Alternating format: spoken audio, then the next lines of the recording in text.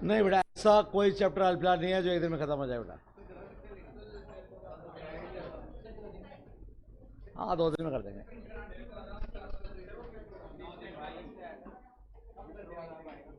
क्या आएगा? हाँ हाँ हाँ, यही आएंगे बेटा।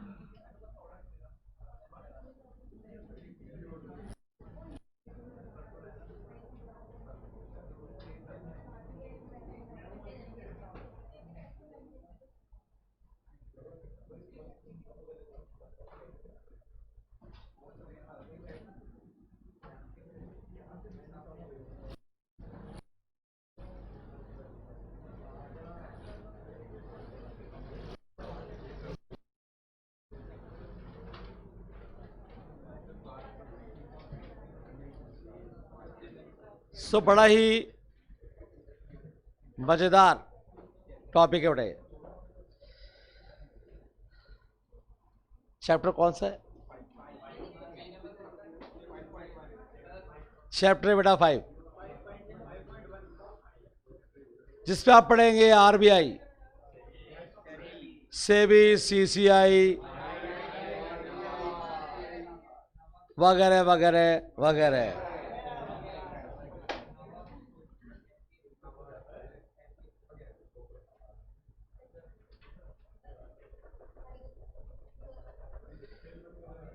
बिजनेस फैसिलिटेशन, यानी बिजनेस में आपकी हेल्प करने वाले कौन कौन? तो सबसे पहले वो लोग जो आपके प्रोडक्ट को एक जगह से दूसरी जगह पर पहुंचाते हैं। इसमें आती है आपकी shipping companies, roadways, airlines,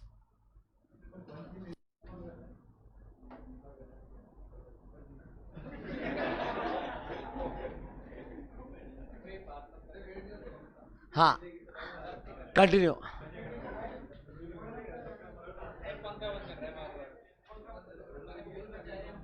life में पंखा इंपॉर्टेंट है ना। यहां पर एक टॉपिक चल रहा है जो फ्री के 7-8 नंबर दिला देगा आपको बिना किसी मेहनत के।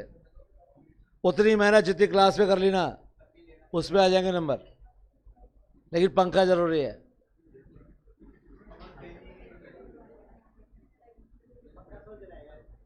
तो पहले पंखा पुराण खत्म किया जाए। कितने लोग चाहते हैं कि पंखा चले और कितने चाहते हैं कि बंद हो जाए?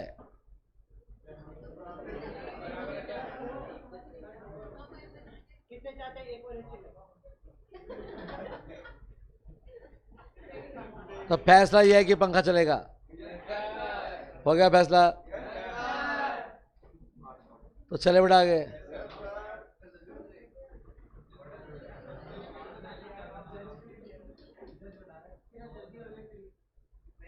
नहीं नहीं, 6-7 घंटे बैठ के डिस्कस करते हैं।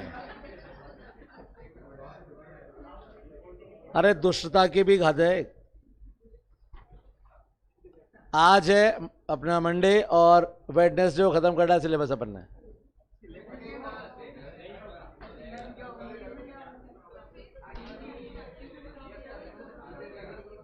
जो बच जाएगा संडे को लेंगे बस।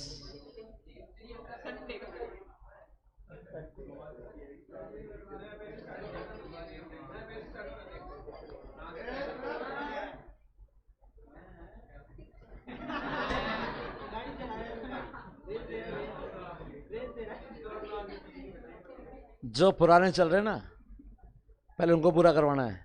नया बैच। इंसान अपने सुख से सुखी नहीं है, दूसरे के सुख से दुखी जरूर है। दुष्टों,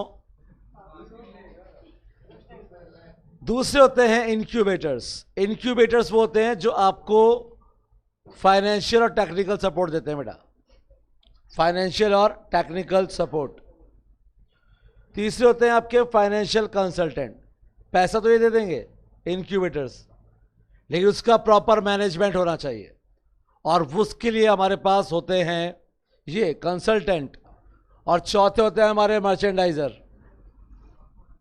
जिनसे हम अपने इनपुट्स खरीदते हैं बेटा। हाँ, ये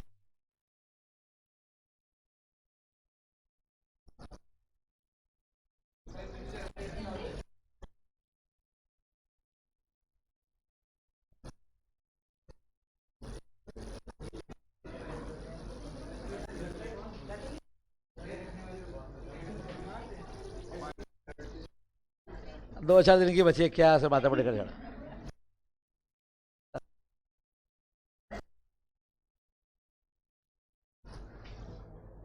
सो मर्चेंडाइजर जो हमें क्या अवेलेबल करवाते हैं बेटा, इनपुट्स।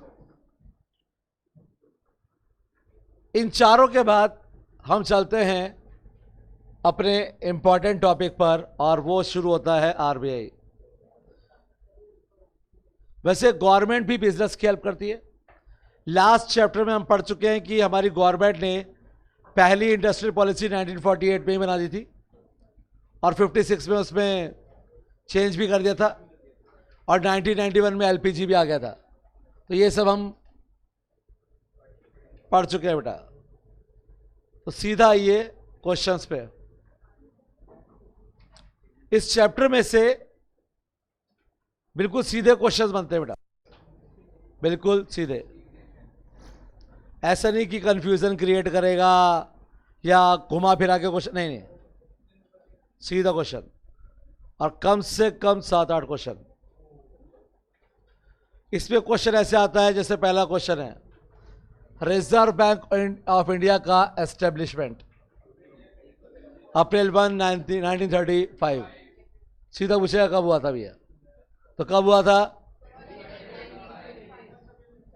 कौन से एक्ट से हुआ था, reserve bank of India act 1934। तीसरा क्वेश्चन, इसका नेशनलाइजेशन कब हुआ था, 1940। और अब ये पूरी तरह से किसके कंट्रोल में, बेटा दो वर्ड्स का डिफरेंस समझ लेना बेटा। एक वर्ड है नेशनलाइजेशन, और एक वर्ड आपने पढ़ा था प्राइवेटाइजेशन।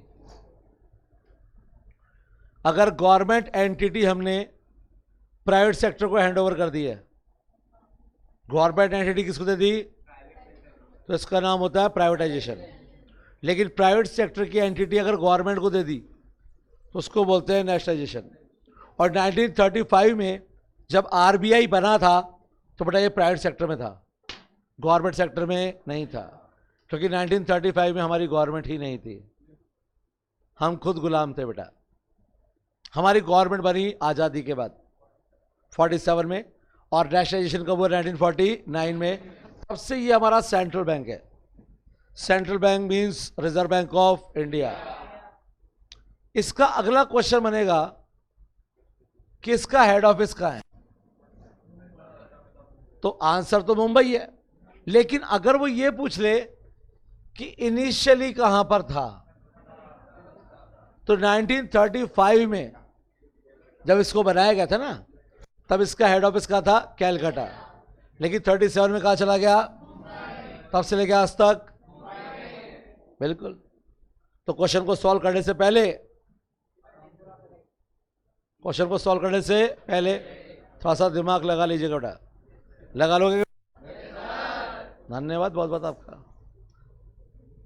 इसके बाद है आपका आरबीआई में एक गवर्नर भी होता है, पता है क्या आपको, हमारे प्रेजेंट गवर्नर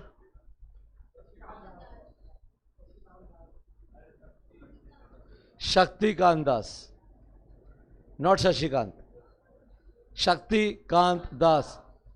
लेकिन इतना ही पता था तो काम हो जाता, क्योंकि 4 ऑप्शन तो आएंगे ही। तो शक्तिकांत दास को आप टिक कर देते बेटा। हाँ बेटा, वहां भी शशि और शक्ति दोनों होते तो है ना, यही बचा बेटा हमारे पास। अब इसमें ऐसे लोगों के नाम दिए जाएंगे जो कभी गवर्नर रहे हैं, जैसे कि रघुराम राजन, जैसे कि उर्जित पटेल, उर्जित आर पटेल। तो याद रखिएगा, आरबीआई के फंक्शंस पे चलते हैं बेटा, और यहां से बनेगा आपके लिए क्वेश्चन। सबसे पहला फंक्शन क्या है आरबीआई का? इंडिया में नोट कौन छापता है भाई? Reserve bank of India. और 2 रुपए से लेके 2000 तक सारे नोट यही छापता है बेटा। बस 1 रुपए का नोट और जो कॉइन्स है वो मैंने उस दिन आपको बताया था कि वो गवर्नमेंट इश्यू करती है, वो 1 रुपए के नोट वाला साइन याद होगा बेटा। गुड। इंडिया में करेंसी इश्यू करने का सिस्टम है मिनिमम रिजर्व सिस्टम, जिसमें हम रखते हैं अपने पास 200 करोड़ रुपए का फंड, जिसमें 115 करोड़ होता है गोल्ड, 85 करोड़ होती है सिक्योरिटीज। तो 200 करोड़ रखो और जितनी जरूरत है छाप लो। 200 करोड़, 300 करोड़, 500 करोड़, 1000 करोड़, 2000 करोड़, ये मिनिमम आपको रखना पड़ेगा। तो इंडिया में करेंसी करने वाला एक ही है और वह है रिजर्व बैंक ऑफ इंडिया। इसके बाद है बैंकर टू दी गवर्नमेंट, और ये सिर्फ बैंकर वर्ड सही नहीं है यहां पर, इसे कहना चाहिए बैंकर, एजेंट एंड एडवाइजर। समझिए, गवर्नमेंट का जितना भी पैसा आता है वो आरबीआई के पास डिपॉजिट होता है, और गवर्नमेंट के सारे पेमेंट भी कौन करता है? आरबीआई। तो बैंकर हो गया। एजेंट इसलिए क्योंकि जब भी ये लोन लेने जाती है ना गवर्नमेंट, तो गवर्नमेंट को लोन कोई नहीं देता बेटा। क्यों? मनमोहन सिंह जी के टाइम पर लोन लिए गए, मान लो लिए गए, और अब मनमोहन सिंह जी पीएम नहीं है। अब कहेंगे साहब लोन का टाइम पूरा हो गया, लोन चुकाओ, तो लोन कौन चुकाएगा बेटा? मोदी जी। तो मोदी जी के पास चले गए वो कि भैया लोन लिया था, लोन वापस दो। तो मोदी जी बोले कौन है तू? वो आ रही हो? बोले आपने लोन दिया था, किसको दिया था? मनमोहन सिंह जी को। तो मनमोहन सिंह जी को दिया था, तो वहां जाके मांग भाई, मैं तो दी हूं, मैं मनमोहन सिंह नहीं हूं। मनमोहन सिंह जी बोलेंगे साहब मैं देश के लिए पैसा लिया था, खुद के लिए तो लिया नहीं था। ये थोड़ा कि मेरे घर पे फंक्शन था और मैंने पैसे ले लिए। तो पैसा किसके लिया था? तो जाओ देश से मांगो, ले कटोरा और बैठ जाओ। इंडिया के लोगों का दिल बहुत, 1-1, 2-2 रुपए करके तुम्हारा कर्जा पूरा चुका ही देंगे बेटा, कभी ना कभी। इसलिए ये जो वर्ल्ड बैंक है, आईएमएफ है, आईडी है, एडीबी है, ये इन झंझटों में पड़ते ही नहीं है। ये कहते हैं गवर्नमेंट को लोन चाहिए ना, दे देंगे, गारंटी आरबीआई की चाहिए, क्योंकि सरकार रहे या रहे, पीएम रहे या, लेकिन आरबीआई, तो गारंटी किसकी? और आरबीआई को गारंटी देने में कोई प्रॉब्लम भी नहीं है, क्योंकि गवर्नमेंट का सारा पैसा जमा तो इसके पास ही होता है ना। अगर आप सबकी सैलरी आपके पास जाने से पहले मेरे अकाउंट में आती हो और बाद में मैं आपको ट्रांसफर करता हूं, तो आप लोग गारंटी देने में मुझे कोई तकलीफ नहीं है, क्योंकि आएगा तो मेरे पास ही ना। अगर आप नहीं चुकाओगे तो मैं चुका दूंगा, मैं काट के और बाकी पैसे आपको दे दूंगा, बाकी पैसे जमा करा दूंगा। तो आरबीआई को भी गारंटी देने में कोई तकलीफ नहीं है। और तीसरा एडवाइजर, जब भी एडवाइस चाहिए तो एडवाइस देने के लिए तैयार है कौन? Reserve bank of India. हमारे मोदी जी ने डीमोनेटाइजेशन किया था ना, पहले सलाह इन्हीं से ली थी, उर्जित पटेल से, क्योंकि उस टाइम हमारे गवर्नर थे उर्जित पटेल, यानी कि अंबानी के जिया जी, अंबानी के जिया जी हैं उर्जित पटेल।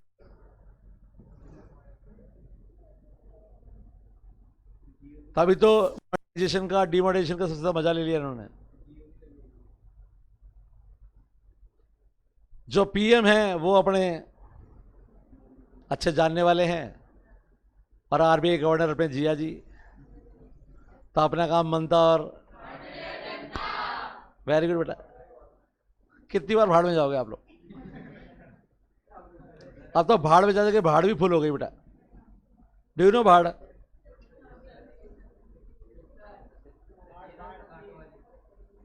अरे वो भाड़ होती है, भाड़ नहीं होती है वो। काट वाली बनाते हैं ना, वो भाड़ होती है, वो भाड़ नहीं होती है। हम जिस भाड़ की बात करते हैं, भाड़ में जा, उस भाड़ का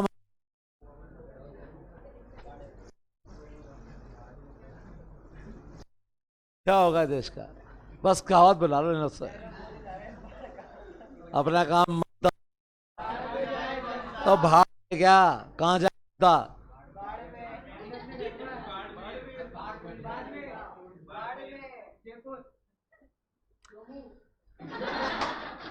एक प्रोफेशन बरसों पुराना है, जिन्हें हम लोग बड़भूजा बोलते थे। बड़भूजा वो लोग होते थे जो मूंगफली सेकना या तो होते हैं वो सेकना, सेकते ना, ऐसे बड़ी सी भट्टी पर सेक रहे होते हैं। तो वो जो बड़ी सी भट्टी होती है ना, जिस पर इतना कड़ाहा रख के वो लोग मूंगफली और ये सब सेकते हैं, उस भट्टी को बोलते हैं भाड़।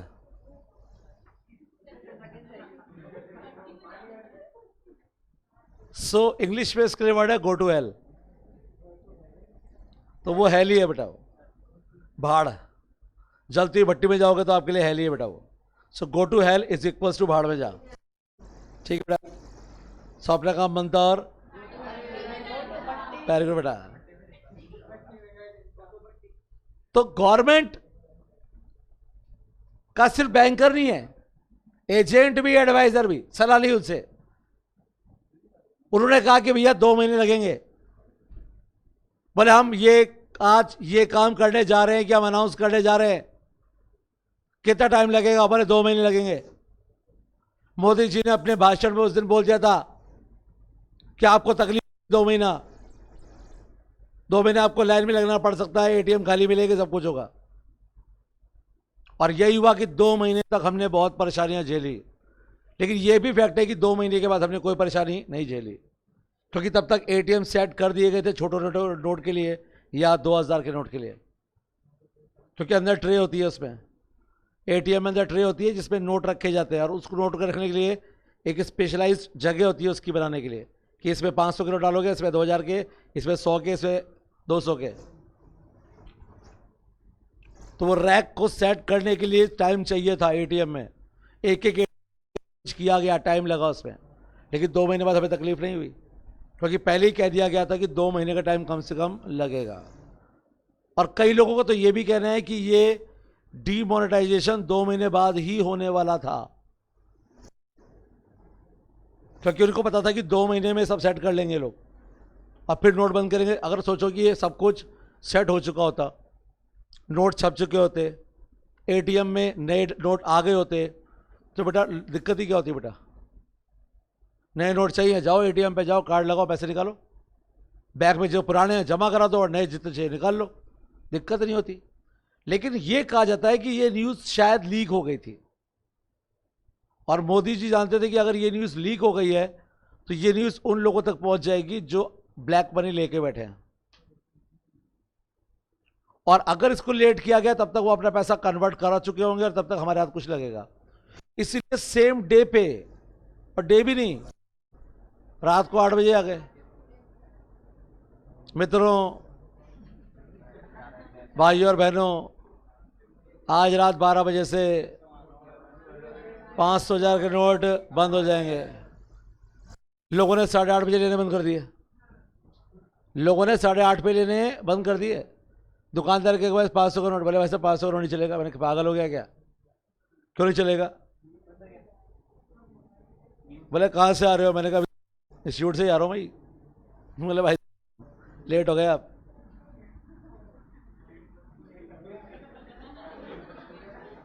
मैंने कहा भाई सुबह गया था तो चल रहा था, ऐसा क्या हो गया दिन में कि नोट ही बंद हो गया? तो उसने बताया कि मोदी जी ने अनाउंस कर दिया है रात के 12 बजे से बंद हो जाएंगे। तो फिर क्या, घर गए, खाना खा के सो गए अपने पास। अपने पास कौन सी गड्डियां पड़ी है?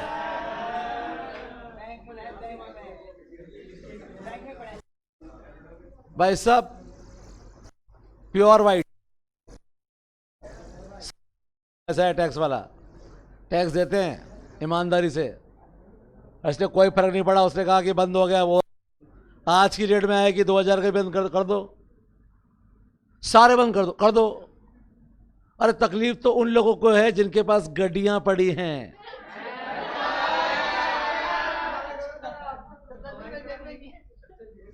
हम गरीब लोगों का क्या है?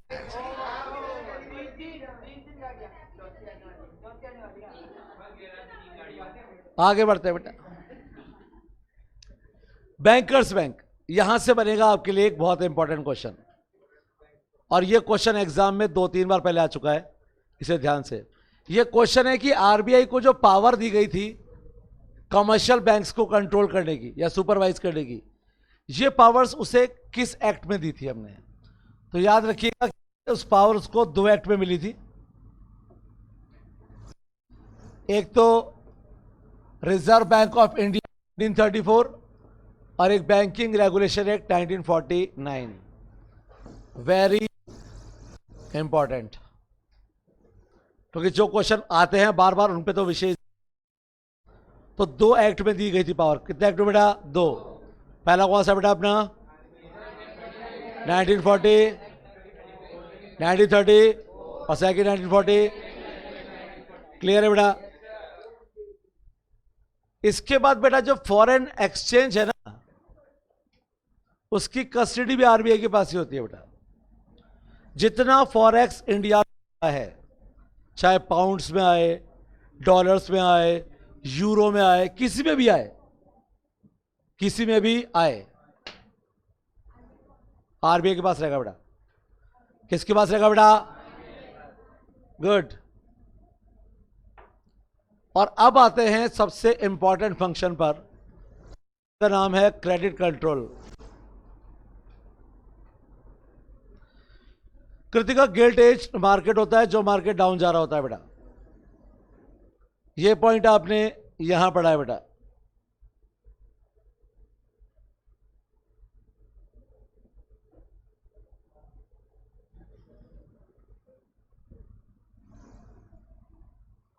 जब इकोनॉमी डूब रही हो, नीचे जा रही हो, उस टाइम लोन दिए जाते हैं बेटा।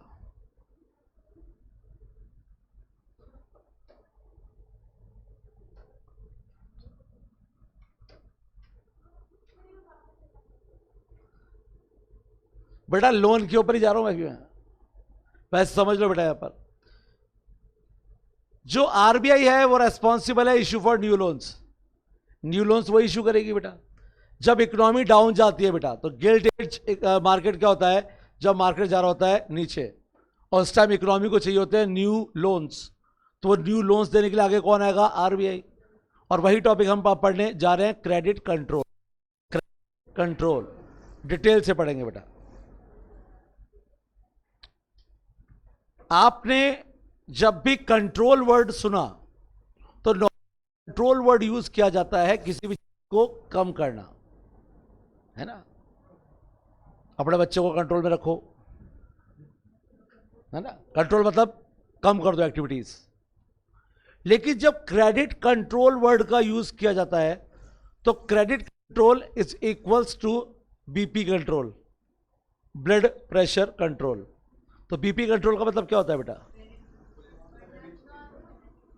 अगर हाई है तो लो कर दो, लो है तो हाई कर दो, यानी ज्यादा है तो नीचे ले आओ, कम तो ऊपर ले जाओ। और दोनों को ही हमने क्या नाम दिया? कंट्रोल। क्या नाम दिया हमने? कंट्रोल। तो क्रेडिट कंट्रोल का मतलब भी यही है कि इकोनॉमी अगर डिफरेंट है तो उसको इन्फ्लेशन में ले जाओ, और इन्फ्लेशन में तो कहां ले आओ? डिफ्लेशन में। और यही काम अब हम करने जा रहे हैं बेटा, समझना डिटेल से।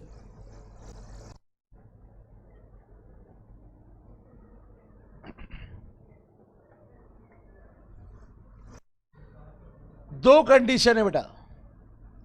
एक कंडीशन है इन्फ्लेशन और एक कंडीशन है डिफ्लेशन। और ये है कुछ मेजर्स।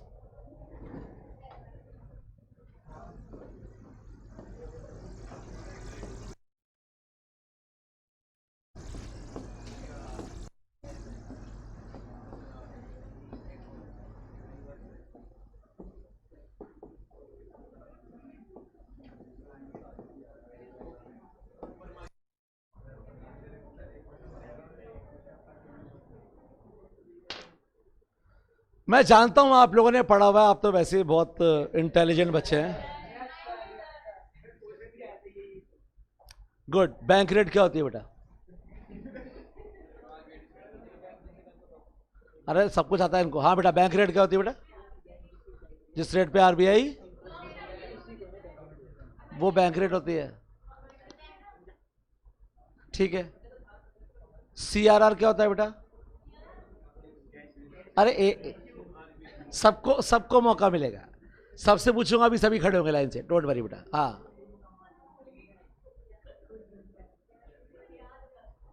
हाँ, क्या होता है बेटा सीआरआर?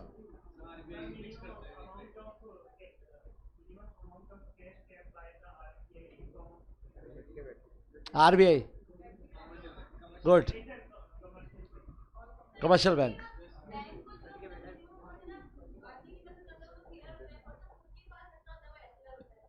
बिल्कुल सही है, मतलब पढ़ने लगे बच्चे आजकल। गुड। 12th से पढ़ा था। गुड। 90। वैसे लगता नहीं है। गुड, अच्छी बात है बेटा। हाँ, आपका आंसर सही था, हमने कब का गलत है। तो मुझे एक चीज बताओ कि ये सीआरआर क्यों रखा जाता है बेटा? बता रही है बच्ची। हाँ, डरा मत भाई, बोलो बेटा।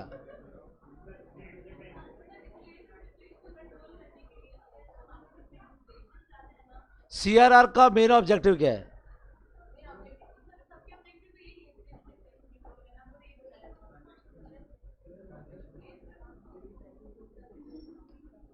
बेटा क्यों रखते हैं सीआरआर?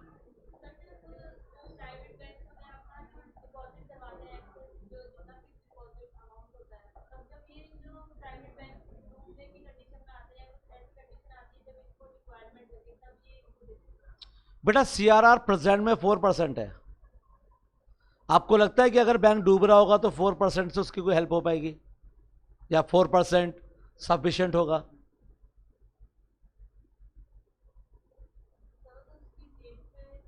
बेटा समझो, समझो।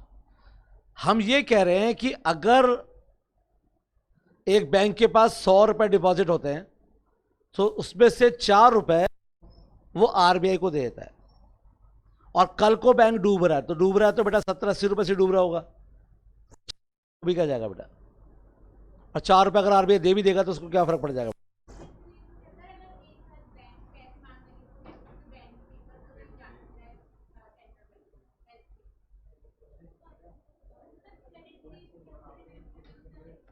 बेटा आपका मानना, आपका कहना सही है। जब इन्फ्लेशन डिफ्लेशन को कंट्रोल करना होता है तो हम इस रेट को इंक्रीज या डिक्रीज कर देते हैं। एग्री, मान गया। मेरा क्वेश्चन ये नहीं है, मेरा क्वेश्चन ये है कि इंक्रीज डिक्रीज तो कंट्रोल कर दिया, रखते क्यों सीआरआर आप? मेरा क्वेश्चन ये है बेटा कि आरबीआई को क्या जरूरत है बैंक से 4% पैसा लेने का? और 4, हाँ क्रेडिट फैसिलिटी तो बेटा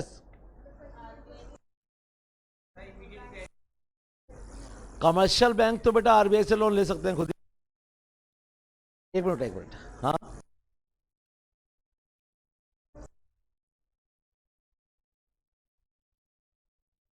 क्यों करा रहे हैं बेटा? हाँ,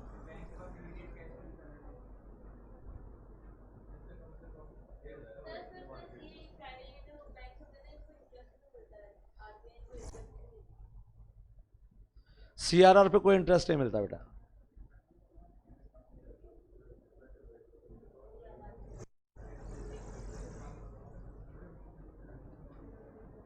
सीआरआर का जो पैसा आरबीआई के पास डिपॉजिट होता है उस पर कोई इंटरेस्ट नहीं दिया जाता बेटा, नो।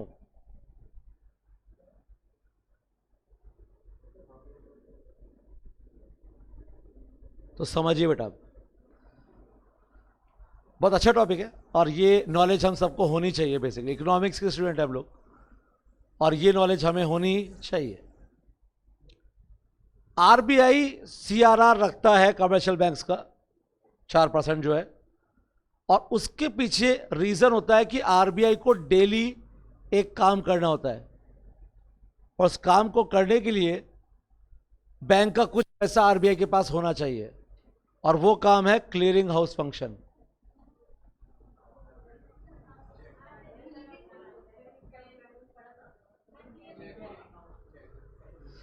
मैं बताता हूं बेटा, मिस्टर ए ने एक चेक दिया मिस्टर बी को। चेक था 10 लाख रुपए का। ए का जो अकाउंट है वो बैंक ऑफ बड़ौदा में, बी का खुश बेटा हमें कौन सा वाकई में देना ही है। तो मिस्टर ए ने चेक किसको दिया बेटा, कितने अमाउंट का बेटा, और बी इस चेक को लगाएगा अपने अकाउंट में। और वो अकाउंट क्या है बेटा, एसबीआई में। एसबीआई इस चेक को भेजेगी बीओबी के पास ये कंफर्म करने के लिए कि मिस्टर ए के अकाउंट में 10 लाख रुपए हैं भी या नहीं है, या फर्जी चेक काट दिया। अगर ए के अकाउंट में 10 लाख रुपए हैं तो बीओबी इस चेक को भेज देगी एसबीआई के पास और कहेगी चेक क्लियर कर दो, पैसे नहीं भेजेगी। डिपॉजिट अमाउंट यहां पर है, पेमेंट ये करेगा।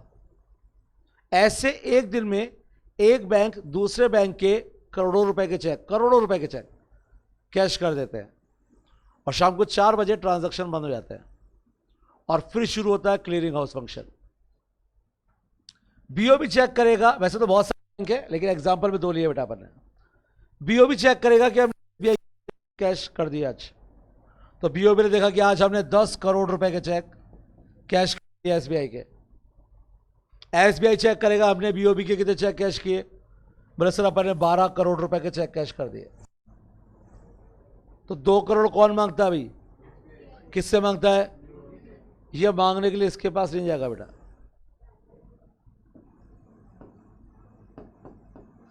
आरबीआई के पास आएगा। आरबीआई के पास, क्योंकि आरबीआई बैंकर्स बैंक है। क्या है, बैंकर्स बैंक। और यहां पर पड़ा है इनका सीआरआर का पैसा 4%। तो ये बीओबी से पूछेगा एसबीआई करोड़ दे रहे हैं, बोलेगा हाँ दे रहे हैं, तो ऊपर के ऊपर यहां से 2 करोड़ निकाल के वो यहां पे 2 करोड़ ट्रांसफर कर देगा। That is clearing house function. और इस काम को करने के लिए आरबीआई के पास कमर्शियल बैंक का कुछ पैसा होना चाहिए और उससे कहते हैं हम CRR. That is the main objective for CRR. ये होता है बेटा, इस पर इंटरेस्ट नहीं मिलता बेटा। हाँ बेटा,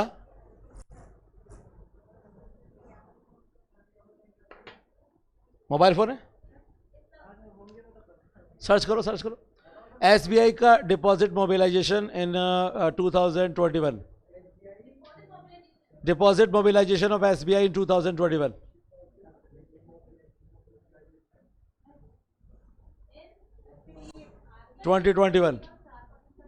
हाँ बेटा,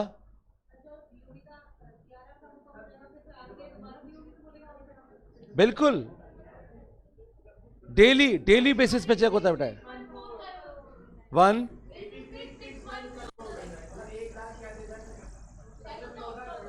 ये 1 साल का था, इसका 4% निकालना बेटा।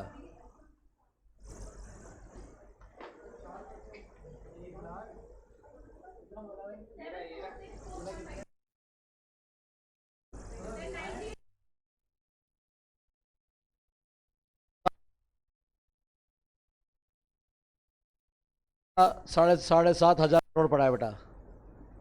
2 करोड़ का तो ट्रांजेक्शन कर ही लेंगे बेटा। गुड बेटा।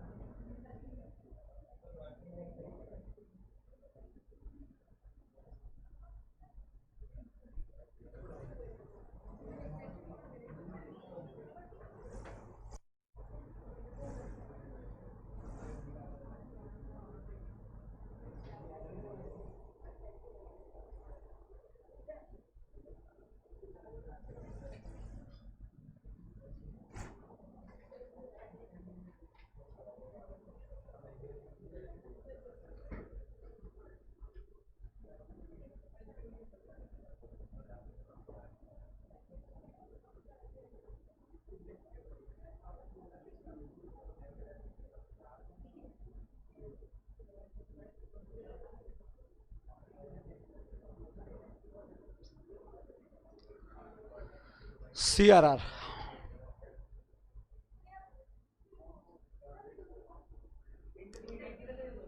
आपको कॉन्सेप्ट समझने से मतलब है बेटा? हाँ बेटा, नहीं मैं उसके लिए नहीं पढ़ा रहा हूँ, मैं फाउंडेशन के लिए पढ़ा रहा हूँ आपको। मैं आपके फाउंडेशन का टॉपिक क्लियर कर रहा हूँ, मैं इंटर नहीं पढ़ा रहा हूँ बेटा आपको। क्योंकि अगर मैं आपको इंटर पढ़ाता तो मैं आपको बैंक रेट रेपो रेट पढ़ाता ही नहीं बेटा। क्योंकि bank rate repo rate reverse repo rate होता ही नहीं है बेटा। क्योंकि उसकी जगह आ चुका है LAF, ये आ चुका है बेटा, सब खत्म। आपको तो फाउंडेशन में था ना बेटा, पुराना पढ़ लो बेटा। क्योंकि जो बेसिक है, अगर इंटर का पढ़ाना होता तो मैं आपको LAF पढ़ाता बेटा। जितने भी तरीके से कमर्शियल बैंक लोन ले सकते हैं ना RBI से, सब एक ही हेड में काउंट होते हैं अब, LAF। और जब सारे तरीके जो हैं लोन लेने के वो खत्म हो जाए, और ऊपर जो CRR मेंटेन करना है या SLR मेंटेन करना है, उतना पैसा हमारे पास नहीं है, तो फिर आखिरी रास्ता होता है MSF, मार्जिनल स्टैंडिंग फैसिलिटी। ये आखिरी बेटा यहाँ पर। और ये तब यूज किया जाता है जब आपके पास सारा तरीके जो लोन लेने के हैं वो खत्म हो जाते हैं बेटा यहाँ पे। एक बार अगर आपके पास पैसा खत्म हो गया तो फिर आप पैसा ले सकते हैं इससे, ऑल वर्किंग डेज पैसा ले सकते हैं एक्सेप्ट सैटरडे। पैसा मिलेगा आपको 7 से 7:30 बजे, 7 to 7:30। सैटरडे को नहीं मिलेगा, संडे को नहीं मिलेगा। मिनिमम अमाउंट होगा 1 करोड़ रुपए, और फिर मल्टीपल ऑफ 1 करोड़, यानी 1 करोड़ के बाद 2 करोड़ मिलेंगे बेटा। 1.5 का 1.25 का कोई हिसाब नहीं है। 1 करोड़, 2 करोड़, 3 करोड़, 4 करोड़, 5 करोड़, जितना चाहिए मिलेगा। लेकिन इसकी रेट ऑफ इंटरेस्ट बहुत हाई होती है बेटा, लगभग पेनल्टीज जैसे। यहां पर मेंशन नहीं है लेकिन लिखा हुआ है पेनलाइज रेट्स। यहां पर सिस्टम चेंज हो चुके हैं बेटा, लेकिन मैं आपको वही पढ़ा रहा हूं जो आपके फाउंडेशन में काम आएगा, CRR। तो यहां पर क्लियरली लिखा हुआ है, the reserve bank does not pay interest on the CRR, clear लिखा हुआ है। फ्रॉम 31 मार्च 2007, उससे पहले दिया करता था, अब नहीं देता बेटा। क्योंकि ये पैसा उसके डेली ट्रांजैक्शन के काम आता है बेटा, और ट्रांजैक्शन के लिए जो पैसा काम आ रहा है उस पर कोई इंटरेस्ट नहीं है। SLR, डिपॉजिट का वो पार्ट जो बैंक को रखना है किसके पास, गुड। तो ये तो हुआ अपना CRR की कहानी है।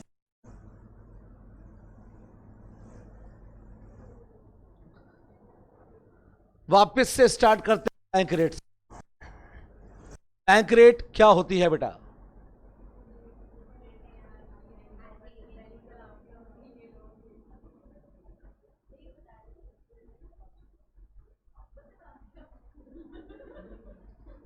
तभी तो 98 आए थे बेटा। हाँ, गलती आपकी नहीं है और गलती टीचर्स की भी नहीं है। सिलेबस में जो है वही तो पढ़ाएंगे बेटा। अब गलती ये है कि सिलेबस में ही जितना लिखा है बेटा उतना सफिशिएंट ही नहीं है। बच्चे को आधी जानकारी दी जा रही है और आधी जानकारी पे पूरे नंबर भी दिए जा रहे हैं। 98 आ गए ना बेटा, बहुत है बेटा, कम है। ऐसे तो 105 भी कम है। 5 नंबर वो अप्सरा पेंसिल वाले सुंदर लिखाई है। बैंक रेट होती है rate of rediscounting of bills, rate of rediscounting of bills. हाँ, तरीका लोन लेने का, लेकिन लोन लेने का तरीका है रीडिस्काउंटिंग ऑफ बिल्स। तो क्या होती है रीडिस्काउंटिंग ऑफ बिल्स? ये तो हाँ हाँ बताओ बेटा, बताओ। हाँ बताओ बेटा, rediscounting of bills.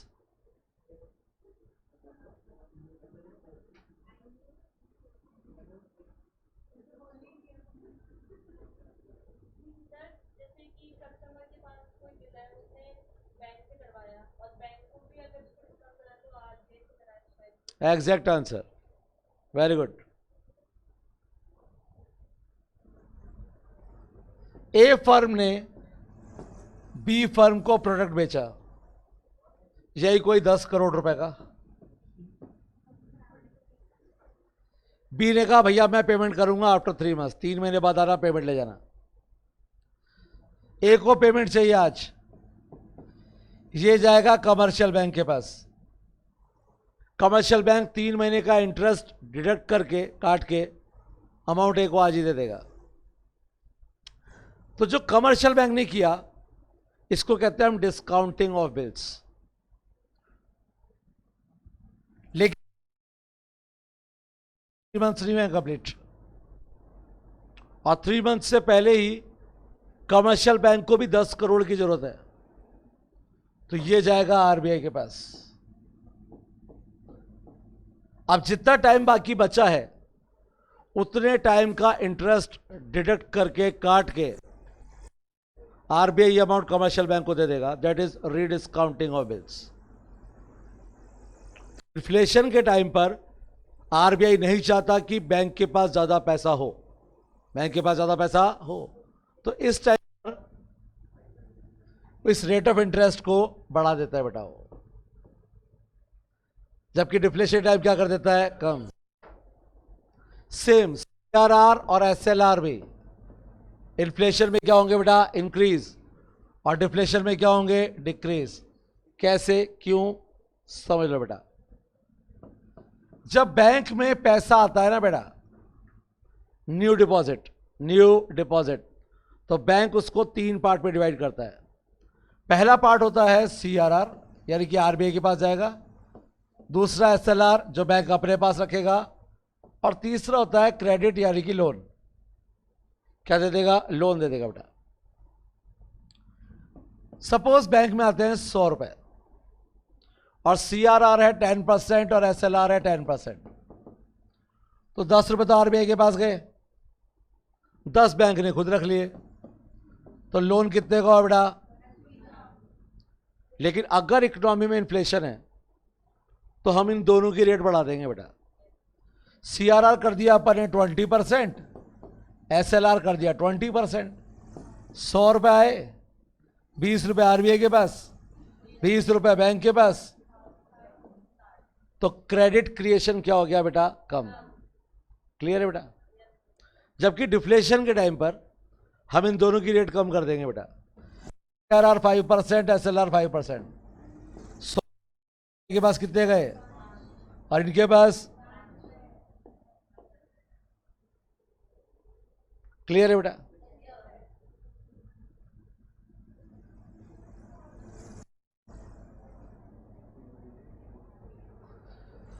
Repo rate भी इन्फ्लेशन में इंक्रीज, रिवर्स रेपो भी इंक्रीज, और डिफ्लेशन में डिक्रीज। जबकि ओएमओ में सिक्योरिटी सेल करेंगे और यहां पर परचेज। एसएलआर तक हम समझ चुके हैं, रेपो, रिवर्स रेपो और ओएमओ ये समझेंगे बेटा अपन कल, तो इसको नोट कर लेना एक बार। यहां तक समझ चुके हैं, बाकी 3 कल समझेंगे बेटा। मजे करो बेटा, कल डिस्कस करेंगे बेटा।